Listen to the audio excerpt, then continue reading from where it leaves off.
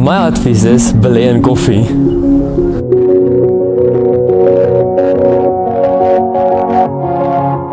Onthou, as jy sleg gedoen met jou jaarpunt, het jy niks verder om te verloor nie. So, is maar liewer bes om te leer. My advies is, jy moet ook vir jou ma luister as sy sê jy moet jou foon wegberre. Sit nou jou foon neer. Onthou meneer Kokemoer se wyse woorde, bos, buite op stoel. Leer hard, maar moenie jou Netflix-series afskeep nie. As jy cheat slim. Nee, ek joke. Leer eerder jou note 'n jaar voor die tyd. Jy wil nie juffrou van Sel se gesig sien as jy dryp nie. Kryf jou 'n study buddy, vir alles hy mooi is.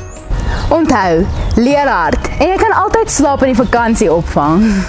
Leer 'n maand voor jy die toets skryf vir fisies. Die res kan jy dag vir, maar vir fisies 'n maand voor die tyd. 'n goeie tip vir die eksamen is som op 'n maand voor die tyd ten minste en skryf die moeilike woorde in jou eie woorde dat jy dan meer kan verstaan. Work smarter and not harder. Klim van jou foon af, want Instagram help jou nie deur fisies kom nie. Wees slim en moet nie eers begin leer die dag voor die eksamen nie. Wees vriende met die slim kinders, net sodat jy hulle opsommings kan leer. Lewe is die moeilikste eksamen, jy kan dit doen. Biologie is baie lekker, maar is baie leerwerk. So jy gaan moet bos gaan, buite op stoel. My studiewenk is, word so vinnig as moontlik 'n onderwyser se witbroodjie. Okay, ek dink die beste idee is om te bid, want jy kan so hard leer soos wat jy wil, maar jy kan jou getoets stryp, nes ek. So, leer hard en bid, klip hard. Wat 'n ander woord vir study buddy? Dis daai fyn. Nee, laat ek hom oor doen vanaf.